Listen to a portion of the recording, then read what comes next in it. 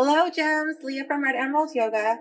Today I'm doing an unboxing of my brand new deck. This is Buffy the Vampire Slayer Tarot Deck and Guidebook. So I got this deck specifically to work with readings that are heavily focused on energy vampires. So I don't know if you ever watched this series when you were younger, or if you still watch it. I used to watch it when I was younger, and it's been years since I've watched it, but I remember I always liked this show. So let's see.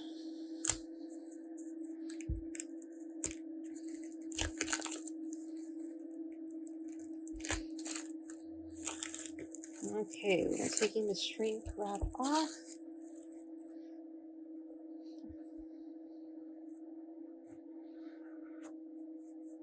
Here's the inside of the box. It appears to be plain, but on closer inspection, there is a little pattern in there. Very subtle. So I do like that.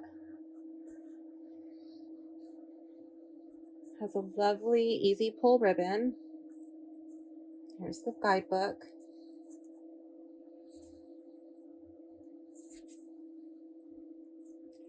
So we have our table of contents. I don't want to break the binding. I like to do that on my own. Okay, so let's see.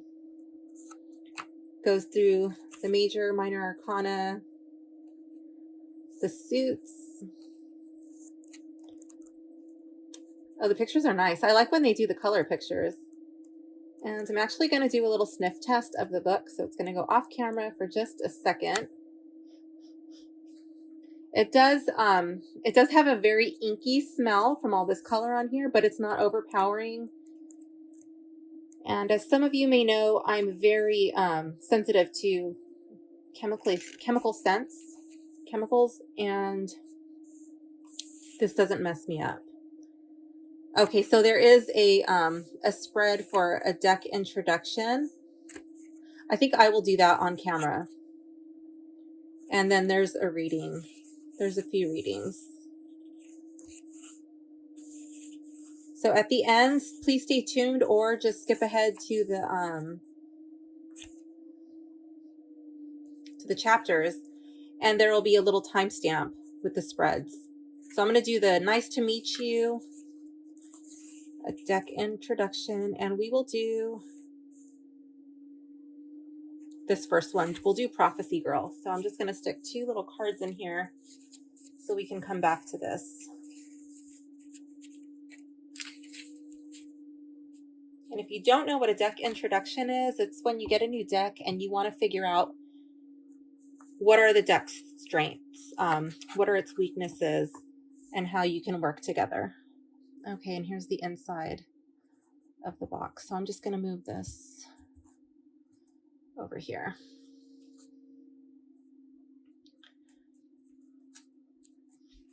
All right, let's begin.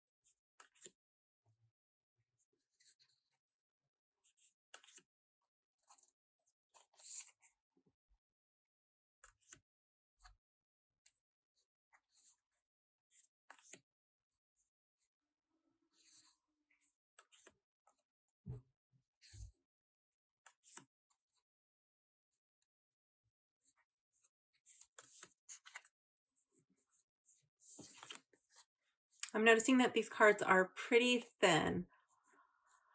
It will help with shuffling, but you will have to be careful if you do go out and get this deck that you don't bend your cards. In the long run, I don't know. Let me compare it with a different card that I have. Well, I guess this one's pretty flimsy too. I guess just because it's larger,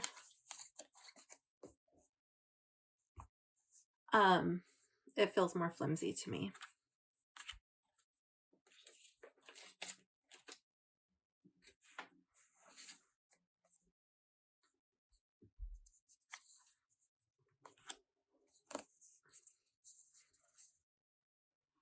Then again, it can also be because I've been doing some readings with some of my thicker cardstock decks lately, and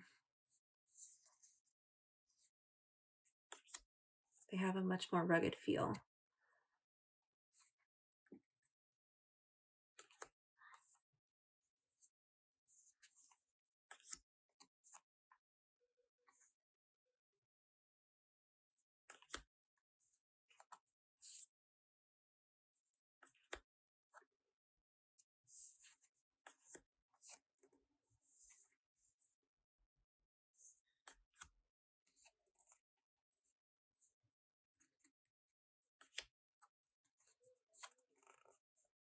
I do like how they change the swords to stakes.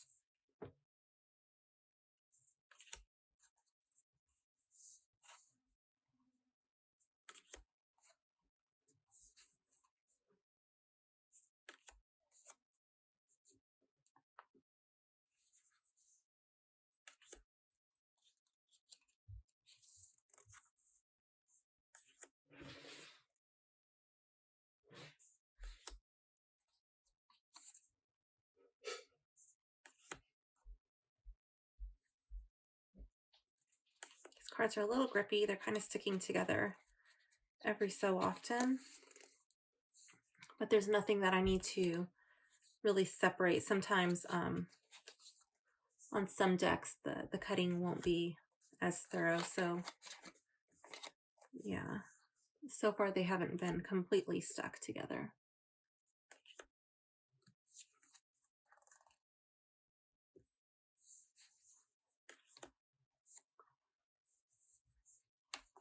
Okay, here wands have been changed to scythes.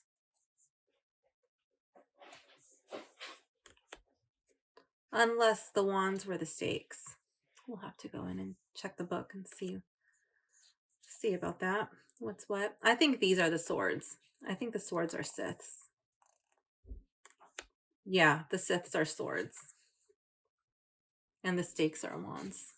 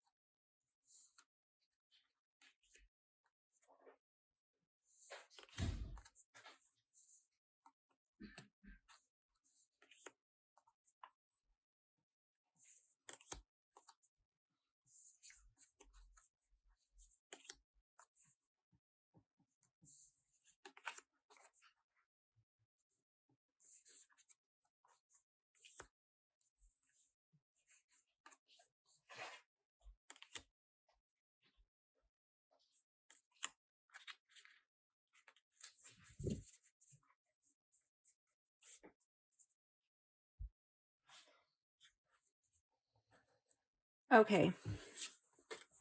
So we're going to do this 4-card spread right here. This is the nice to meet you spread. So we're going to find out the strengths, what types of readings will be most effective with this deck, what types of questions might this deck have difficulties with, and how can I get the most out of my relationship with this deck. So let's move this box out of the way. And we're going to give it a little shuffle.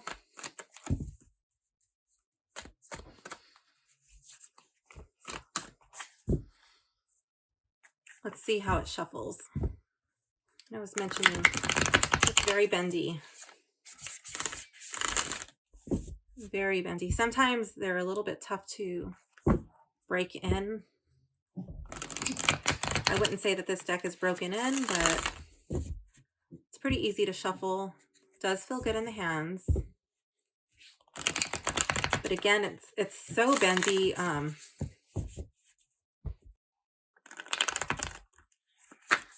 Ooh. Okay. Let's see.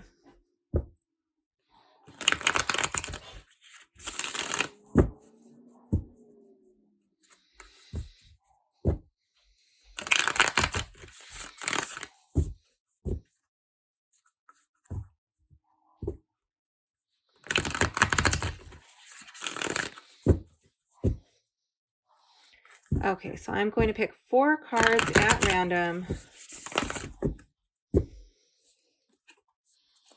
Okay, so here's card 1.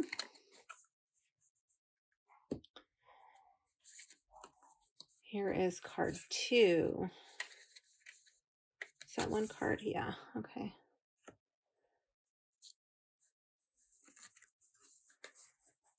Here is card 3.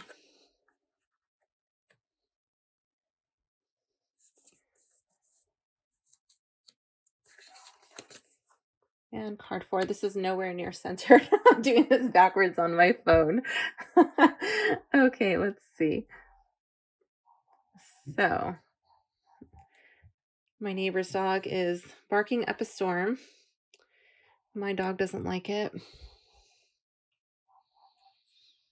Okay, I'm just trying to make this pretty. Scoot that over a smidge. Okay, so what are this deck's strengths? 8 of Pentacles reversed.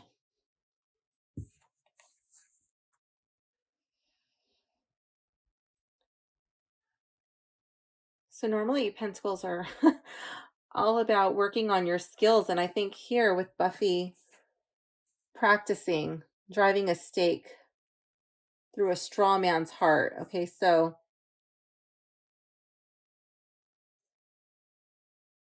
with that being reversed, maybe that would be putting those skills into action. That's what I'm thinking. Because usually when it's reversed, I take it like internalized or even the opposite. So instead of working on honing your skills, I'm thinking it's about putting those skills into action. Let's see what the book says. What was the artist's interpretation of this card? Let's see. So for this card, the artist says, there's something to be said for being a good slayer who trains every single day, but sometimes you've just got to have faith. You know what you're good at, and continuing to strive for perfection is getting in the way of doing the thing. Harness your confidence, trust your talent, and ease up. You've got this. So yeah, I don't think it's about honing. I think it's about putting it into action. Okay. Card 2. What types of readings will be most effective with this deck?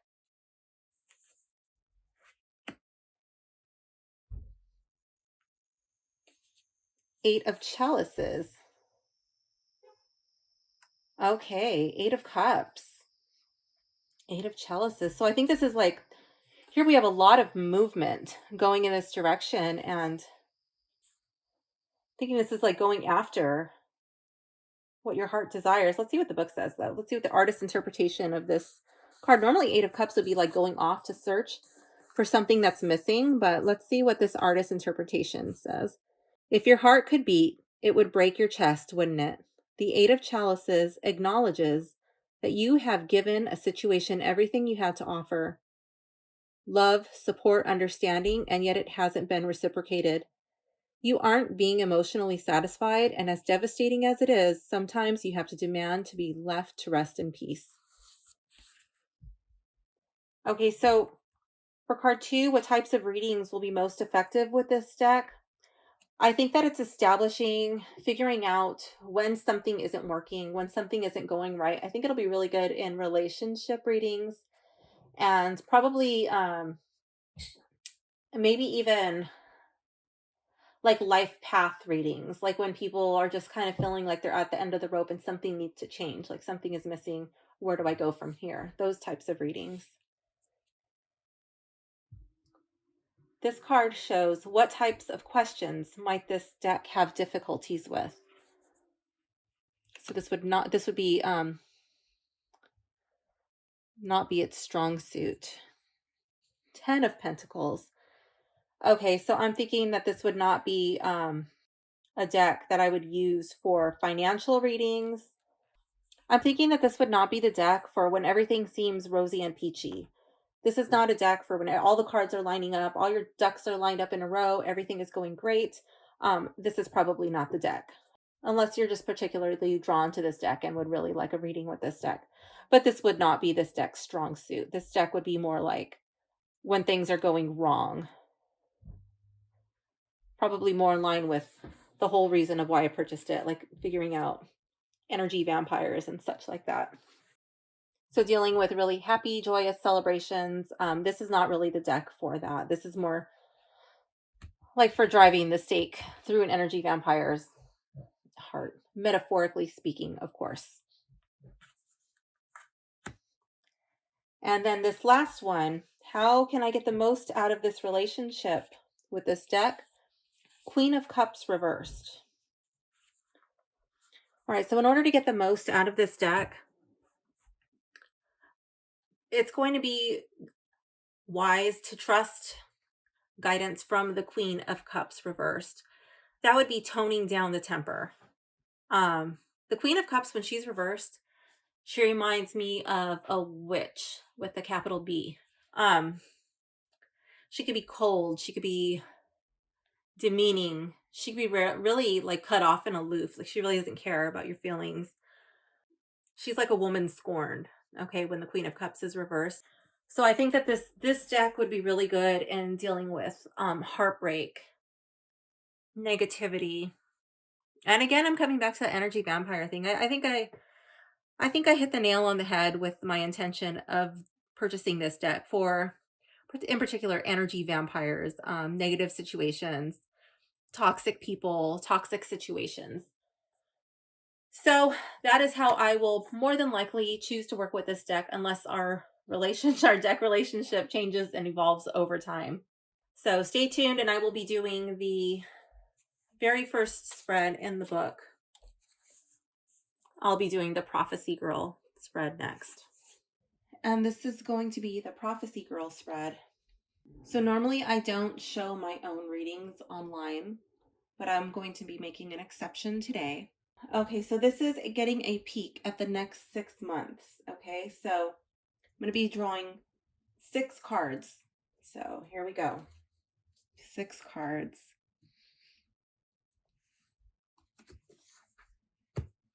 One,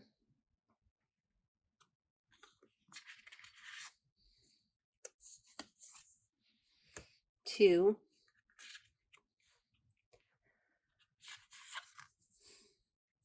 three,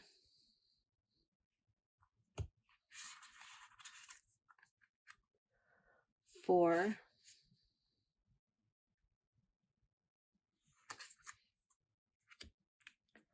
five, and let's see, this one's kind of peeking up at me. Okay. I'm gonna move these out of the way.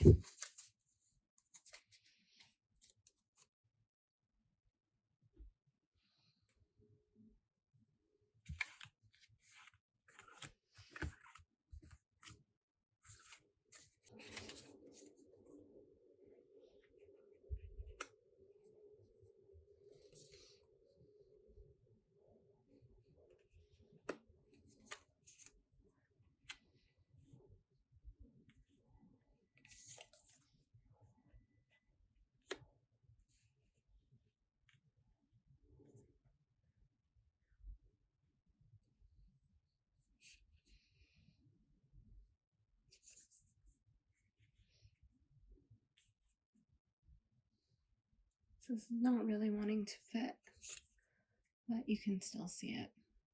Good enough. Okay. I actually have an extra card because one was stuck together, so I'm just going to keep that over here. I'll just keep that as part of it. Let's see. This is going to be my watcher for the next 6 months. This sets the tone for my focus, inspiration, and mindset.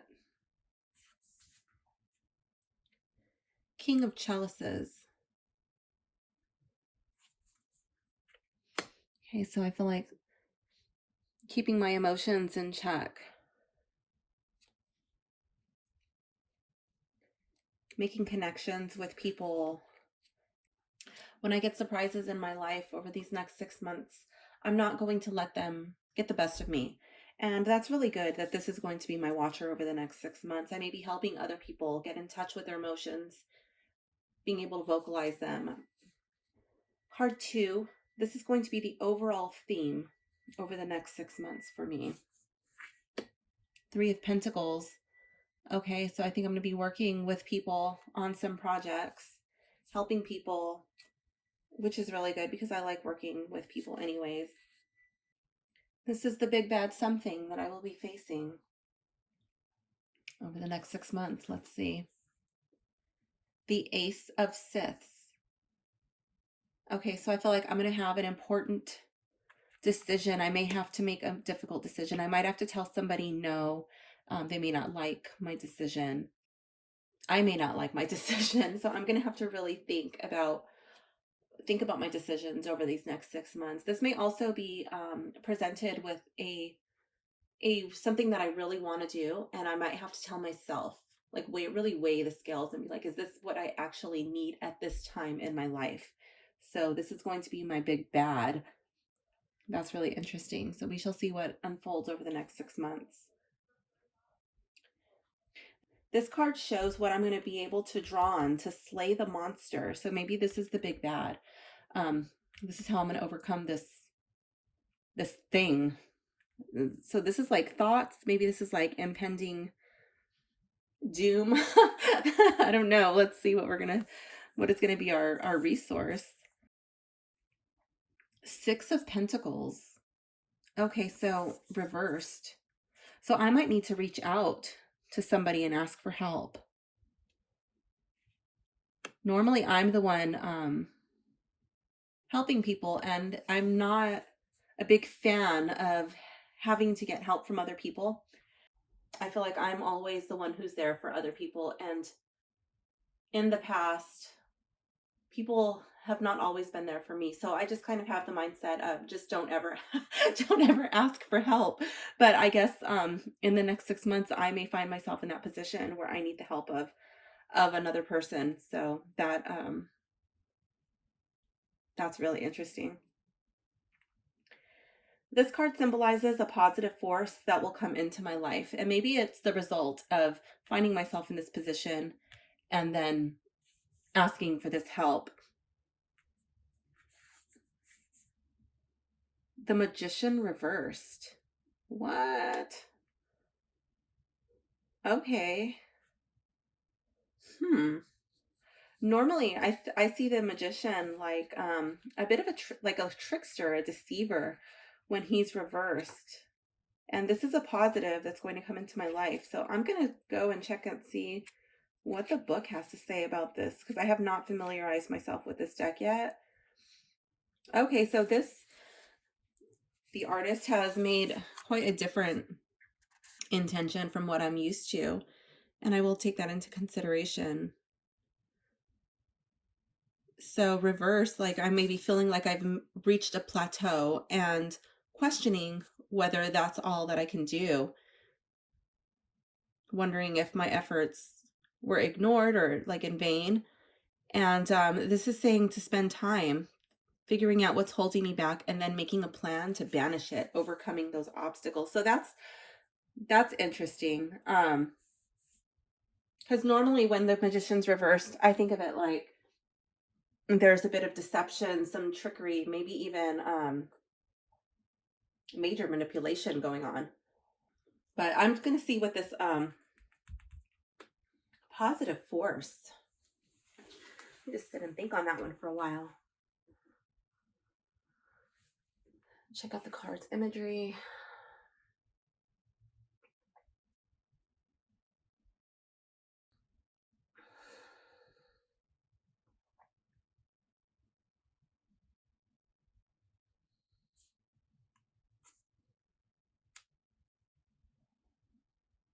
Okay.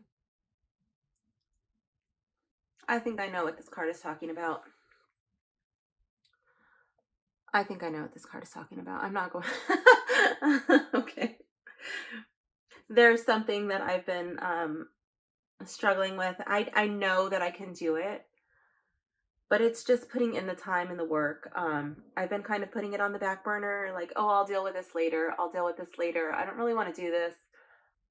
There is a course that I've been taking a certification on, and I have not completed it, even though I've done all the work and I know all of it. I can totally ace the test. I just haven't turned it in. I just haven't wanted to film it and record it. But I think this card is saying that I need to show off my skills. I need to show that I can master this craft and that I have what it takes. And I think this card is telling me that the positive force that will come into my life is I'm finally just going to like suck it up, buttercup, and get it done. Okay. Card 6. This is my key learning at the end of 6 months. Sometimes it helps to just sit with the card for a bit. Judgment reversed. My key learning at the end of these 6 months. Okay. I'm thinking that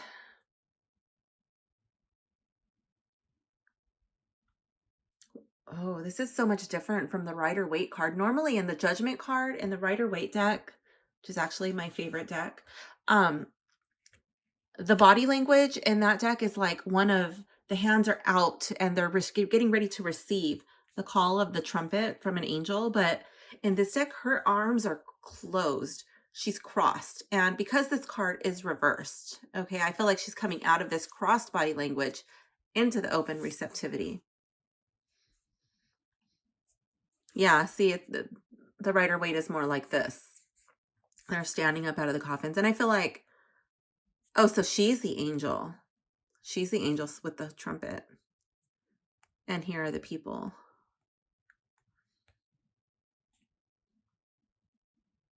Okay.